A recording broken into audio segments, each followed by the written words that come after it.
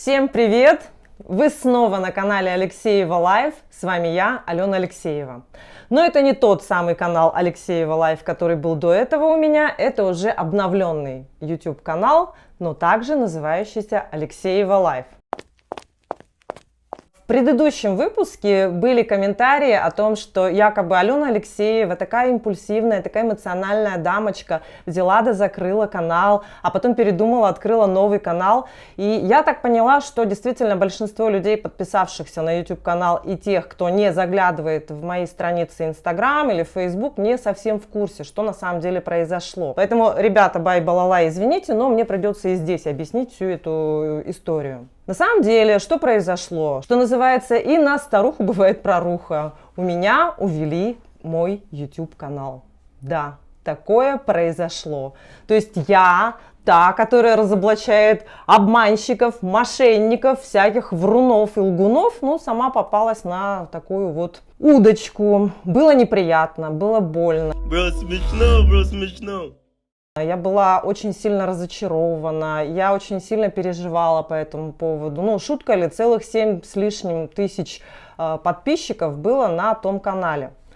И что произошло? В общем, ребята, которые со мной работали в команде, в какой-то момент какая-то муха их трехцветная, бело-сине-красная укусила. Я не знаю, что случилось, но у меня такое ощущение, что это как-то все-таки связано с работой одного из моей команды ребят в секретариате «Единой России». Ну, я параноик, я имею право параноить, в принципе, да. Я не люблю Единую Россию, Единая Россия не любит меня. Мой коллега устраивается на работу в секретариат Единой России, через какое-то время мой канал уводят. Ну, как бы странно же, да, это же неспроста. В общем, делать выводы вам, конечно, но так получилось, что мой прежний канал теперь называется «Я инженер». И если вы получаете уведомления, да, потому что вы когда-то себе поставили колокольчик на мои выпуски новые, и теперь получаете уведомление о том, что появилось какое-то видео, где копают картошку там, или что-то там высаживают, или что-то там мастерят, да, знаете, это бывший канал Алены Алексеевой, который теперь называется «Я инженер». А «Я инженер» — это что? Это проект Единой России. Кстати говоря, Владимира Владимировича Амосова. Ну, в общем, кому интересно, вы можете это все посмотреть, поизучать. Но, собственно говоря, если вам интересен канал «Я инженер», оставайтесь и там, ну и подписывайтесь на мой, конечно. А дальше вы тоже все знаете. Колокольчик, комментарии, лайки, хейты, ну все как принято, да, у нас. Ну и если вы думали, что я вдруг замолчала, я вдруг передумала, я вдруг там перепрошилась или как-то перестроилась, ну ничего подобного, к счастью или к сожалению, не произошло. Меня все так же волнуют всевозможные вопросы развития и жизни нашего общества. И недавно мои любимые Устюмсю отправили мне послание. Лидер Устюмсю Иннокентий Макаров отправил мне послание, аудиосообщение. Я не буду вам зачитывать, я вам прям так вот включу те моменты, которые касаются непосредственно меня, где он обращается непосредственно ко мне или адресует какие-то слова именно Алене Алексеевой. Да?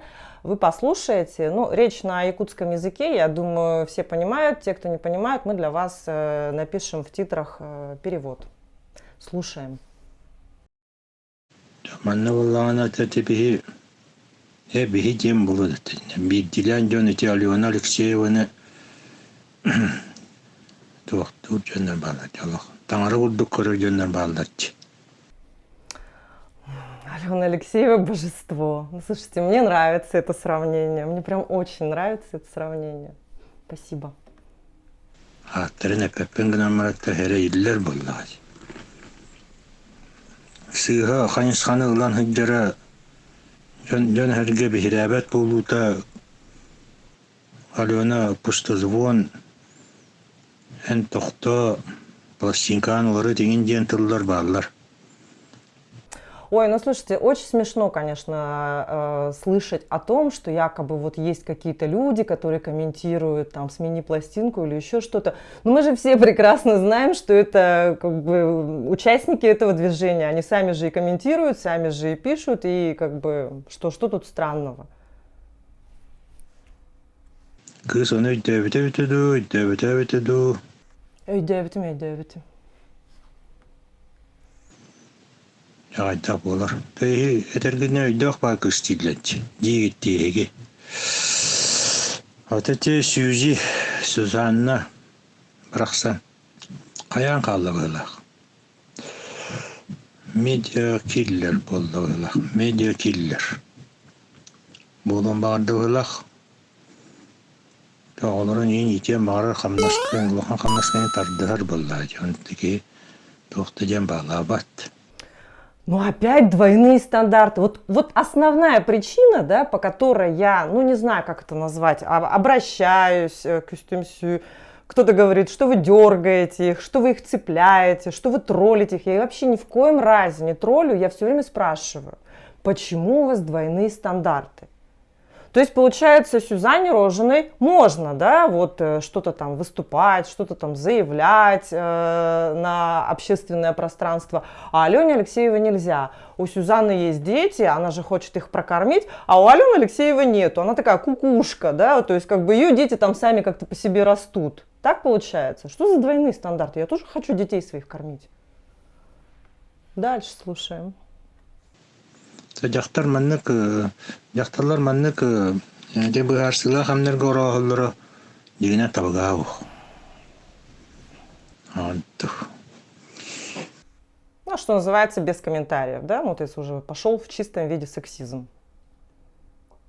Төвінні бәлерін оннылырын тоқтотлы бұла. Белінен оннылырын бұлан хыджетлі бұла. Ну, понимаете, да? То есть, как бы я своего места не знаю. И меня Иннокентий Макаров пытается поставить на мое какое-то место, о котором он в курсе, а я не в курсе. Но вы сейчас узнаете, где мое место. Это очень интересно. Это очень интересно. Уже пора остепениться. Инде выкут. Кені бәтін туғын комфортная зона тана остан баран бәті тоқпан уютна еще глаз қайды кофе ғырыттыны. Еще бәті мешәдді. Остан. Қарағына қалап көрі ғыджеті болды. Көрдіққа приятно еще бәжақтарды. Классно, да? Как вам вообще такое? Ну, ходи, улыбайся, да? Клып-клып. Кара-кара. Кофе, хе-хе. Нормально вообще? Омосто.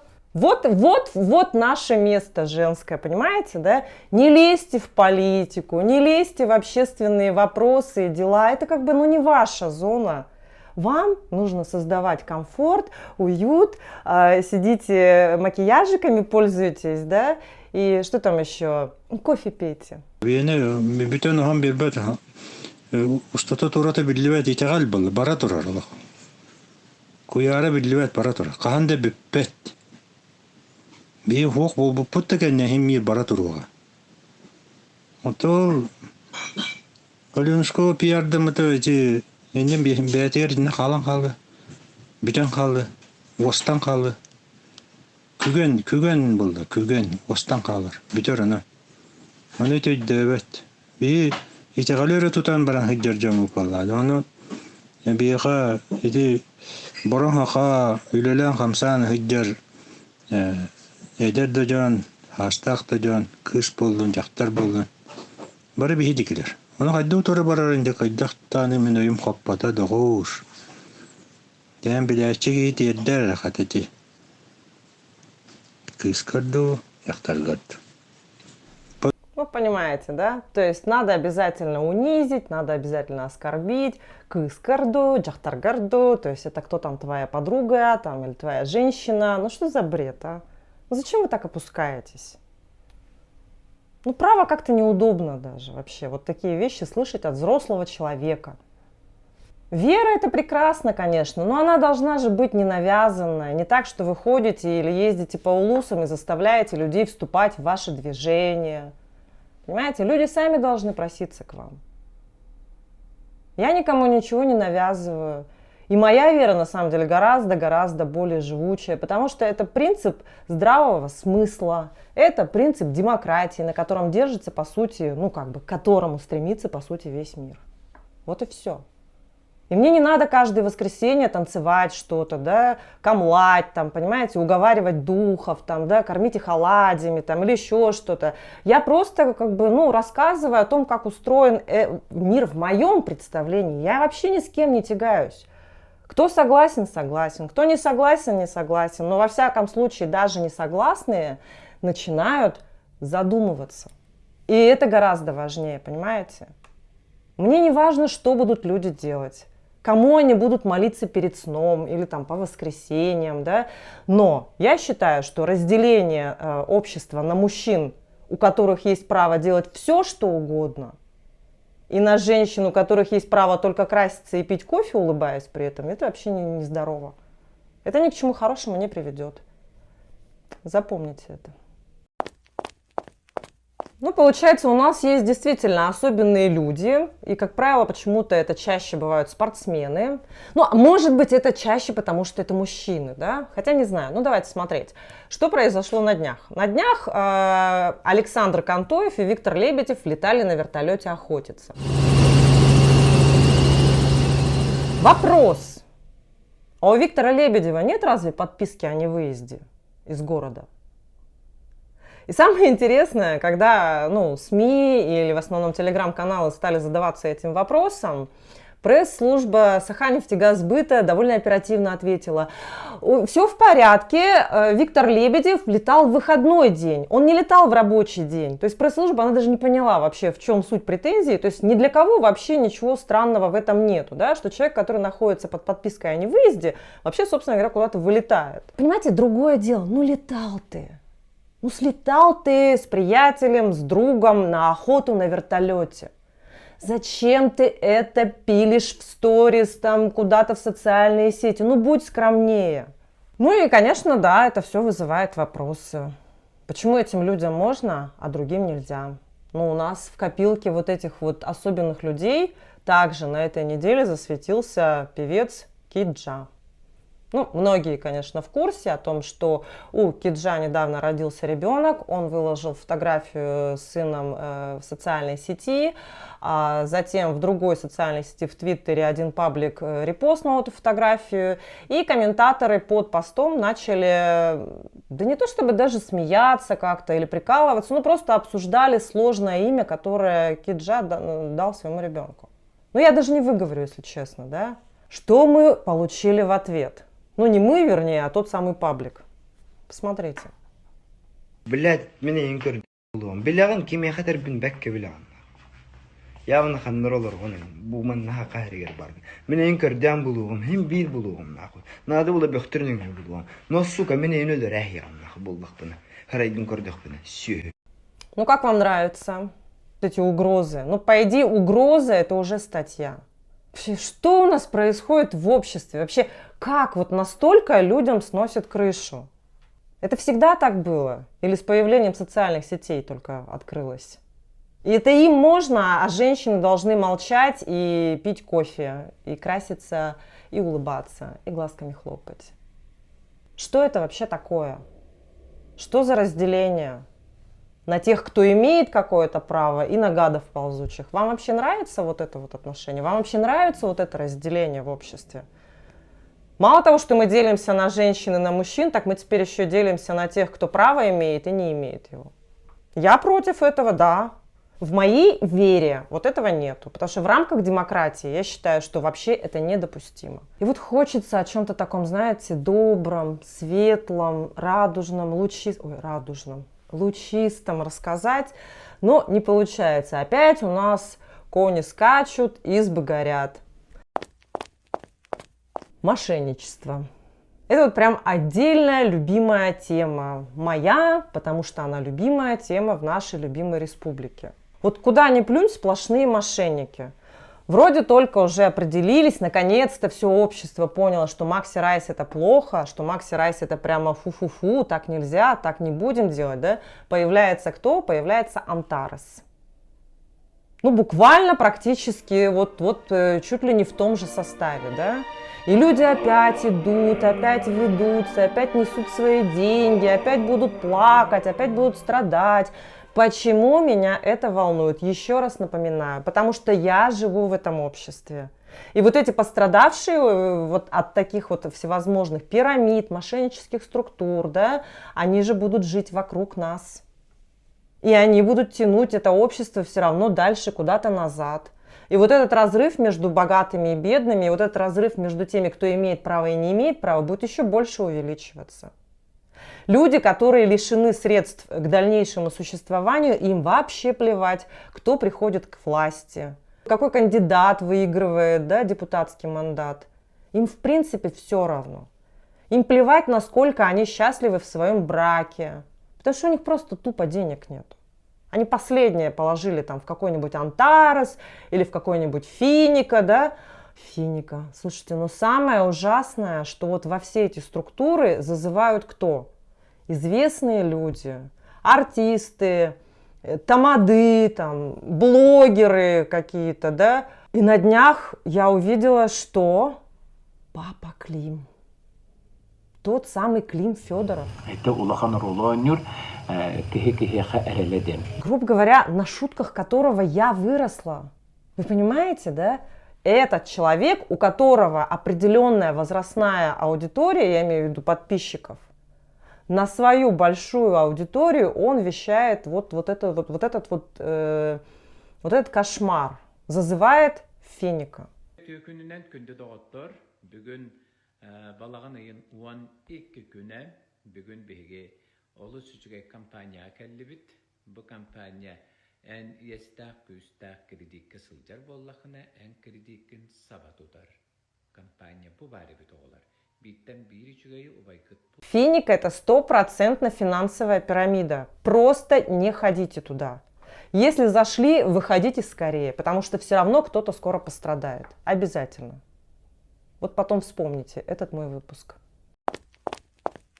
Ну, наш любимый Вова Дормидонтов, который недавно так губки надувал и обиженно, глядя в экран, говорил, да, блогеры типа Алены Алексеевой, да. Эти вот провокации наших местных блогеров. Привет, Алена Алексеева. И Вова Дормидонтов посчитал, что у меня какая-то личная к нему неприязнь, чукрук. Вот сколько лет этому ребенку, чтобы я имела к нему какую-то личную неприязнь? Ну, представьте, это практически, ну, он мог бы быть моим сыном. Ну, странно же, да? Я просто, как всегда, понимая, что у человека большая социальная ответственность, ну, должна быть. Потому что у него на тот момент, когда я к нему обратилась с одной просьбой, было 86 тысяч подписчиков или там, ну, что-то около того. Даже 107 или 108.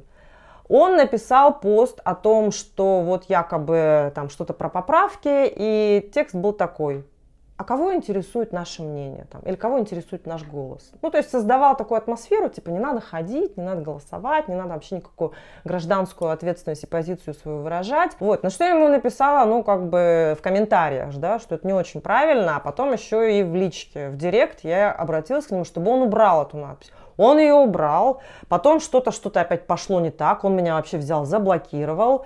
Как мне потом объяснили, что это вроде как бы, видимо, менеджеры ему сказали так сделать или как-то себя каким-то таким подобным образом вести. Может быть, опять же, создать этот искусственный какой-то файт между нами. Ну, я, честно говоря, ну, как бы мне личность Вовы Дормидонтова, ну, абсолютно неинтересна. Как обычно, меня интересует только то, каким образом происходит общение с аудиторией, да? Насколько эту аудиторию зомбируют и какую дичь им затирают. Вот. Ну и на днях он, как обычно, в своем репертуаре опять что-то такое закинул. Ну, кстати говоря, это не впервые, да? Он продал своих подписчиков в одну структуру, которая занимается чем? Которая занимается фишингом. Фишинг – это сбор ваших персональных данных. Ваших, наших, ну, в общем, персональных данных людей, физлиц.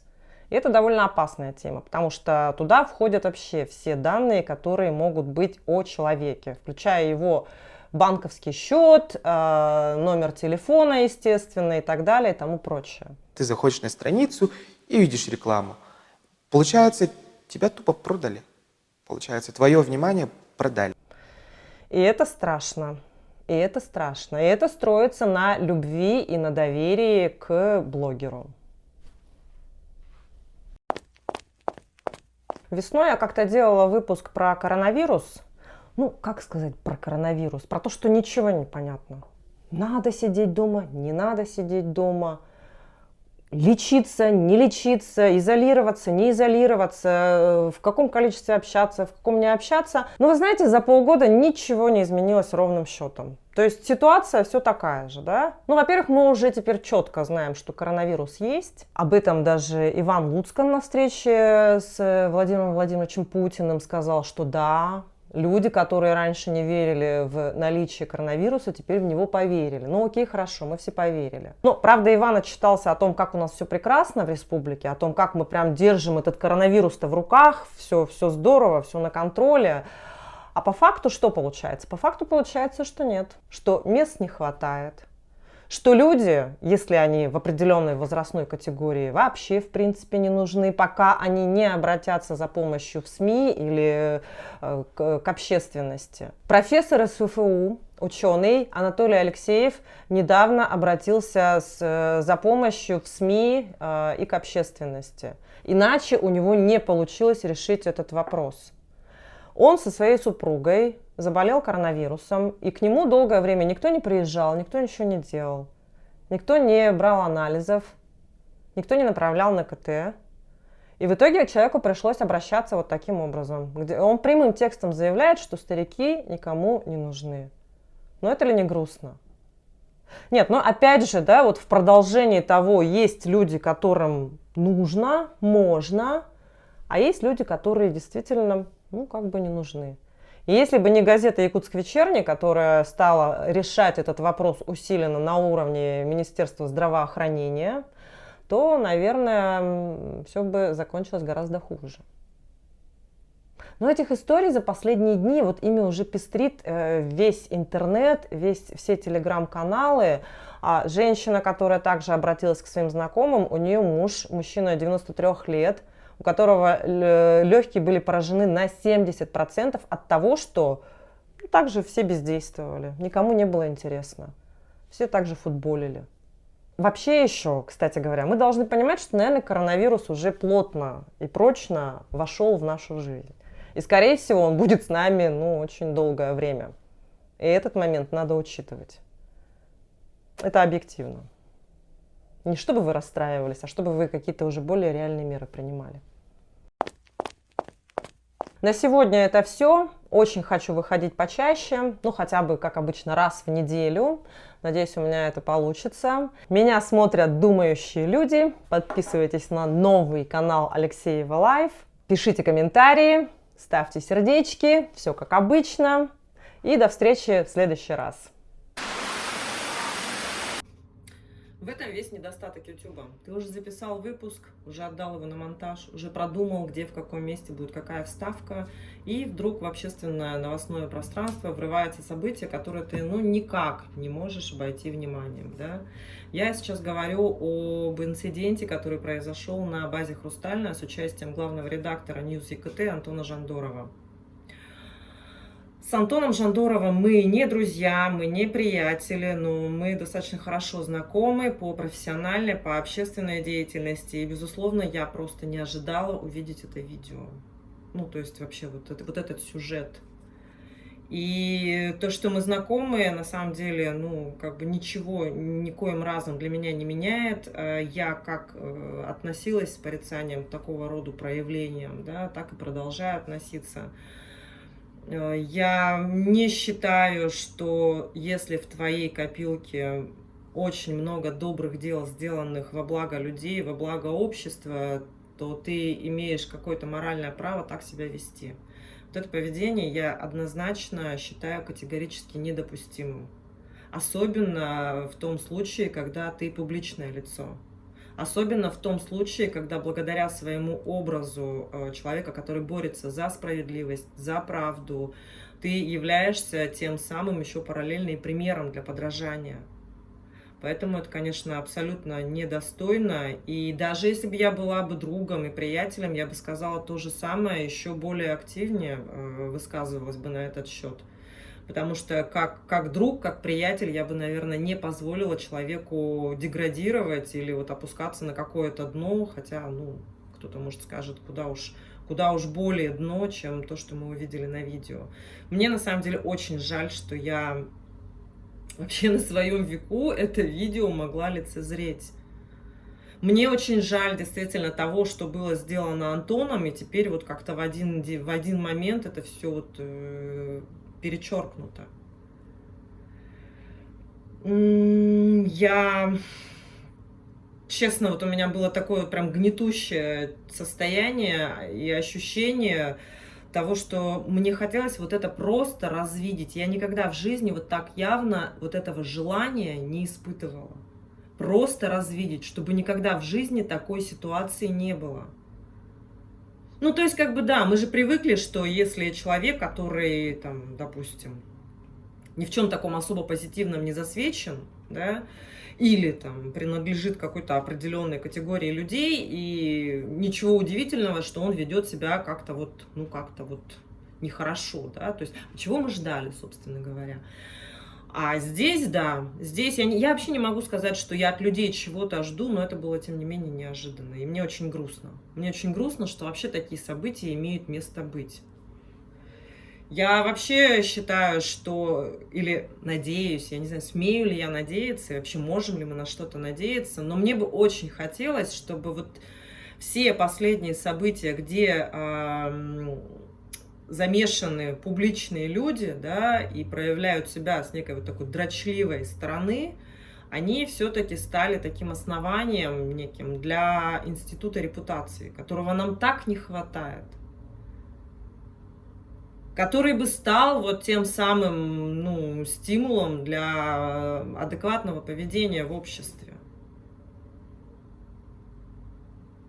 И в данной сложившейся ситуации, я думаю, здесь только один выход выйти достойно – это признать свою вину, это перестать как-то манипулировать сознанием общества, показывая фотографии вот этого второго участника этого инцидента в его, так сказать, образе какой-то бойцовской машины, где он занимается спортом. Ну, занимается человек спортом. Это не повод. И даже если люди заехали на частную территорию, это не повод вообще устраивать самостоятельные внутренние разборки. Что мы вообще как в средневековье без конца пытаемся сами кому-то морду набить, как-то вот это вот все самостоятельно решить. Ну а для чего в гражданском обществе вообще есть полиция, куда нужно и необходимо обращаться в подобных ситуациях? Зачем самостоятельно ввязываться вот в этот конфликт? Поэтому я считаю, что вот, ну да, частично Антон уже сделал то, что в моем понимании необходимо было бы, да, и вообще можно было бы в этой ситуации сделать. Это написать заявление об увольнении, безусловно.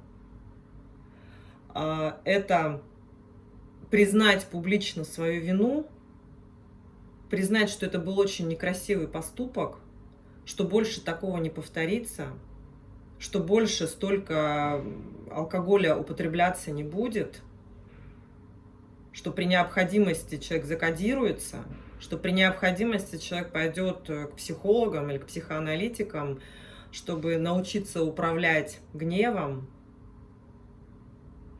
Ну что-то такое, понимаете? Чтобы люди действительно поняли, что вот этот борец за правду, он борец за правду до конца, что нет никаких двойных стандартов, что нету ситуации, когда это исходит от Антона Жандорова, когда его коснулось, он начинает как-то там пытаться искать какие-то ходы, выходы и решения. Нет, мы перед законом все абсолютно равны. И это было бы действительно толчком. Толчком к изменению ландшафта вот нашего общества. И, может быть, действительно все-таки этот институт репутации в процессе зарождения. Очень бы хотелось верить.